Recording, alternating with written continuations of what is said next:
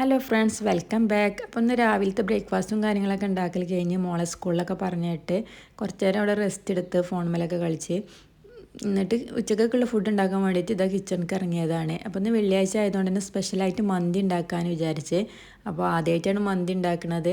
അപ്പോൾ യൂട്യൂബിലൊക്കെ നോക്കി ഒന്ന് മനസ്സിലാക്കി ചിക്കനൊക്കെ നല്ല കഴുകി വൃത്തിയാക്കി അതൊക്കെ മസാല തേച്ച് കുറച്ച് നേരം റെസ്റ്റ് ചെയ്യാൻ വേണ്ടിയിട്ട് വെക്കുന്നുണ്ട്.